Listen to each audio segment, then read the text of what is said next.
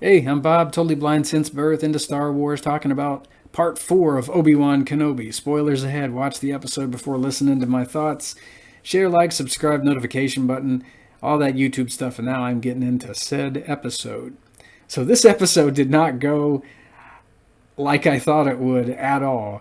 I was thinking maybe we'll see Leia captured for an entire episode, possibly see Reva going toward the light, because I mean it's Princess Leia and she's 10 and she seems like such a beacon of hope in the Force, but nah, Reva didn't go toward the light at all in this week's episode. And I mean, we get to see Obi-Wan healing up for just a little bit on Jabim, and it was cool to see that planet in canon, by the way, even though it was for just a little bit. I like that scene with Anakin and Obi-Wan in their respective bacta tanks. I was thinking we might get a bit of a Clone Wars flashback, but of course none of that. And I'm not surprised we didn't get it, because I mean only 6 episodes of this limited series and we're done. Maybe we'll get one toward the end. I don't know. I'm fine with one. I will be slightly disappointed if there's not one, but I mean, it's live action Star Wars and you never know. We might get some Clone Wars flashbacks at some point if they decide to do more Obi-Wan. I don't know. Ewan says he's up for more. I do believe. So yeah, I'd be up for more too. And man, this week's episode was short in terms of the Kenobi series. We've gotten 40 something, 50 something minute long episodes, and this week it was only 39. And I'm thinking, what? They gotta rush through this week's episode. And there was a lot of action, but I don't think it felt rushed at all. So we were only on Jabim for just a little bit, and then we have Tala and Obi-Wan and some of the other characters heading to Nur, a watery moon in the Mustafar system, to rescue Leia. And I gotta say, I love the callbacks to Jedi Fallen Order. Even though I'm unable to play that video game, I did watch, in my own way, all the cutscenes in 2020. And I love that story. I think Fortress Inquisitorius was my favorite location in the game. So actually being able to have it described in live action is awesome. One of these days, maybe we'll get text-to-speech and audio cues if they ever decide to do that in some kind of Fallen Order patch. I doubt it, though, but I'd play it. Anyway, yeah, the Fortress is just kind of awesome, I think, because it's steeped in the dark side. And I've always loved the fortresses of the big bads. I guess it goes all the way back to the Technodrome in the early 90s when I was watching TMNT as a kid. I've always loved exploring the fortresses of our main antagonists. So seeing the good guys in Star Wars infiltrating places like the Death Star or Fortress Inquisitorius or, Fortress Vader in Vader Immortal, I've always loved that stuff. So let's see. I love the scenery that Moses Ingram and Vivien Lyra Blair chewed up in this week's episode.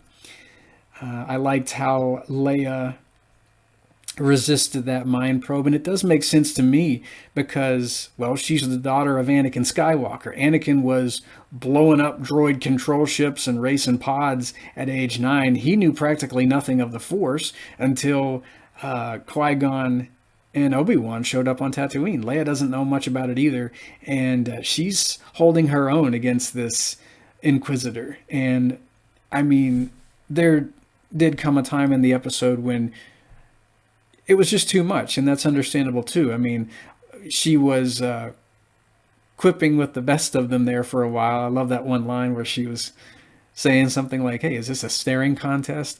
As Reva was attempting to conduct the mind probe. But she withstood that. But when it was time for the torture rack, I mean, yeah, she's 10 and she's never undergone anything like this. She is away from Alderaan, and I would probably be making a lot of noise too. So let's see, what other things did I pick up? I love that little nod to episode 1 when Obi-Wan was swimming up to the fortress there. Of course, I got the audio description track. It was describing the Aquata breather, so it was probably the same model, if not something very similar to the one that we saw in episode 1. So I flashed back to the theater, seeing episode 1 as a kid. That was pretty fun.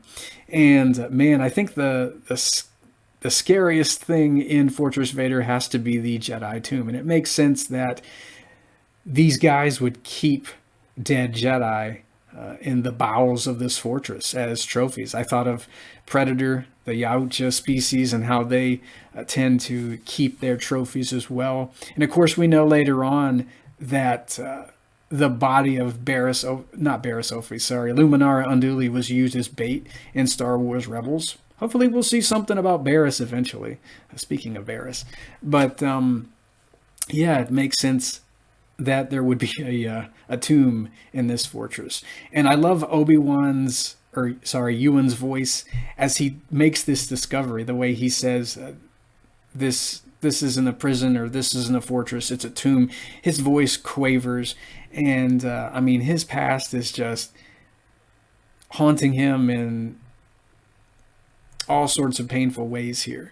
But he manages to shake it off and rescue Leia just in time, because I think those little droid arms are going right toward her face. I was thinking I'd start to like and respect Reva's character by now. I was thinking she might start to turn toward the light, but nah. You mess with a kid, and I don't much like you. I love Reva's character in terms of what she offers as a villain. I really love Moses Ingram as an actress, and she really knows how to make you dislike an antagonist. But I think Reva's a really cool character, though. I like her lightsaber, and I like what she brings to the table as an Inquisitor. And I think Moses is doing one heck of a job, and I'm really happy to have her in Star Wars. And so it was cool seeing her there toward the end of the episode when that big shootout happened. I mean, we got to see Obi-Wan cutting down a couple of stormtroopers, which was fun. And I could have sworn I heard Sam Witwer doing a stormtrooper voice somewhere in the episode, which was also funny. I think he likes doing stormtrooper voices quite a bit. Was that one part where Obi-Wan was making a pipe rumble or something to distract them, and I don't know. I think it was one of those troopers that were like, "Hey, it's over there," or something like that. It sounded like Sam to me. Maybe not. Maybe it was David W. Collins. Those guys tend to love doing stormtrooper voices together. So the end of the episode, of course, Leia's rescued. And, I forgot. I loved seeing the T-47 airspeeders here. So, I mean, yeah, we get to see them as snow speeders in Empire Strikes Back. But, of course, here they're doing what they were originally meant to do, being airspeeders. I mean, they were modified to be low altitude ground attack craft in Empire, but now we get to see them flying around. And I loved that scene where Reva was exchanging fire with poor Wade there before he bought the big one. And I mean, then I think the coolest scene, though, was when Vader strode onto the scene. Well, he just kind of stormed onto the scene, rather.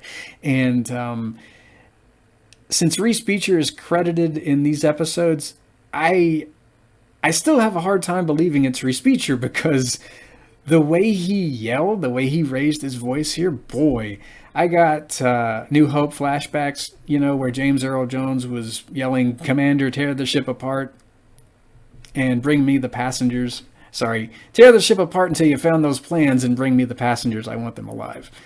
I don't have this stuff memorized word for word yet.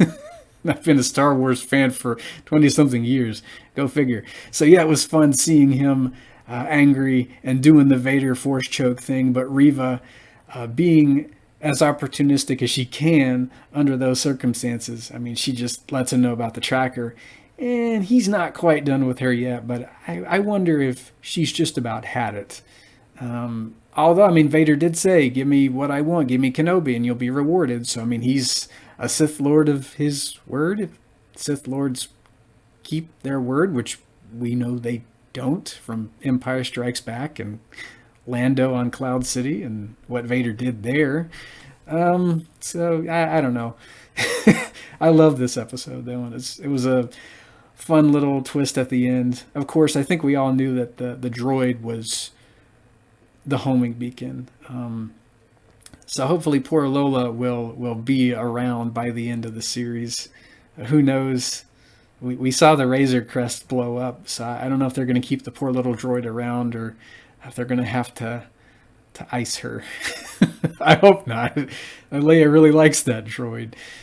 Anything else I'm forgetting about the episode. I'm trying to think since this is almost at the end here.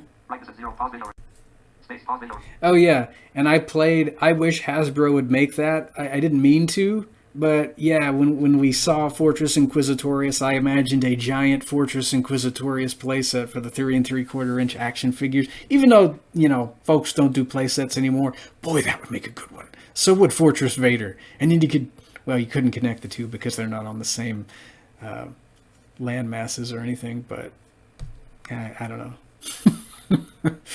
Why do Star Wars TV shows make me want toys so much?